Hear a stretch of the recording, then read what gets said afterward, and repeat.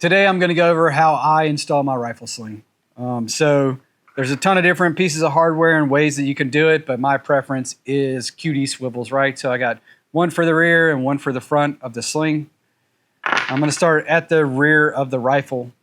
So this is in fact the rear section of the rifle sling. This is how it's going to come when you order a sling from Flatline Fiber Co. And the first thing that you're going to do is take the webbing out of the tri-glides and open it up a little bit so you can adjust it.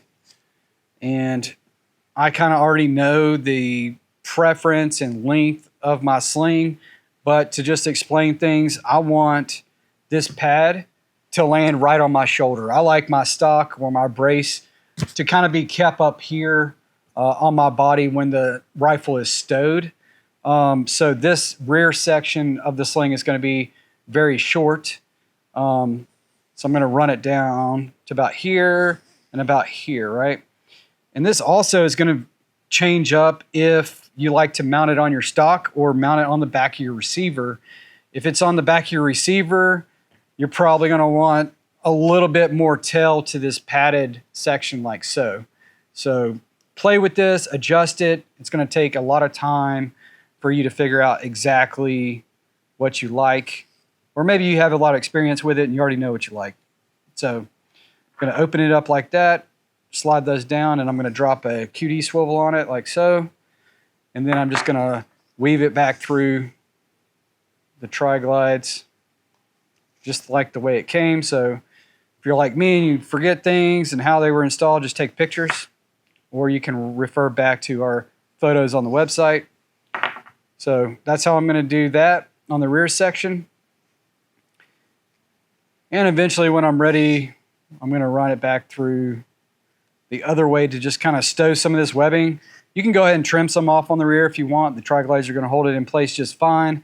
But my preference is to run it back through rearward and then trim this webbing off. I don't recommend trimming it off just yet because you need to test fit your rifle and your sling to make sure it works without kit on, with kit on, so on and so forth, right?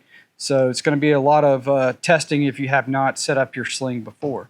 So that's how I'm going to have it set up right there. And if I wanted to, I could just take this excess webbing and wrap it up and tape it away right here if I want to use it for a while without cutting it, right? So that's kind of done. And I'm going to install my QD on the opposite side on the rear. So I'm right-handed. So I'm going to put the QD swivel on the right-hand side of the stock.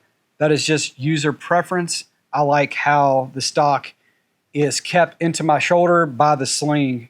If you put it on the inside, the stock is going to kick out a little bit, and maybe it's easier for you to mount the stock or not. You're just going to have to figure that out for yourself and figure out your preferences. Don't just take people's word for it. Figure it out for yourself on the range. Okay? So I'm going to roll the rifle over now, and I'm going to adjust the front half of the sling. So I kind of already have an idea, but you are going to want to probably take some slack out of the front. So you're going to do the exact same thing. And I'm just going to run it out to about here. Check it out. Yeah, that's pretty good. Again, I'm just very familiar with how long I want my slings to be. Keep in mind when you take this adjustment out of the front that you're limiting how much adjustment is in the sling, right? So just keep that in mind. So don't chop this front half off too early without running it and training with your sling, right? So this is the amount of adjustment that I have in my sling. And I know for me, this is my preference. It's not a whole lot, but it's enough to loosen the sling and manipulate the rifle. And that's the way I want it. And I prefer my rifle to stow very, very tight against my body so I can sling it on my back, sling it to my side, and it's going to stay nice and stowed and tight against me. So when I need it, it's there, right? So it's all user preference though. So if I wanted to, I'm going to stow this away and tape it. Again, don't trim it until you're very sure that you've checked that out. And then I installed this with a M-Lock QD mount on the front, QD swivel.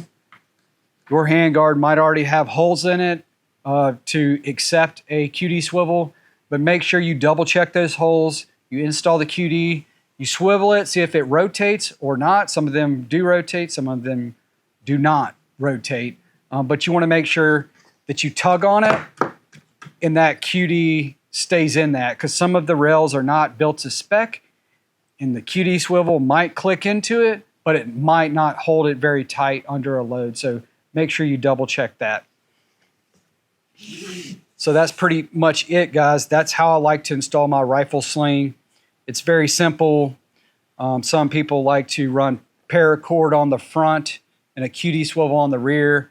I do not recommend installing hard points like paracord on both sides. You need to be able to remove the rifle sling in emergency situations. So I do recommend a quick detach method on either the front or the back of the sling. So if you have any questions, if this wasn't very clear or you want more information, just drop it down below in the comments section or head over to our website and reach out to customer service and we'll be happy to assist you.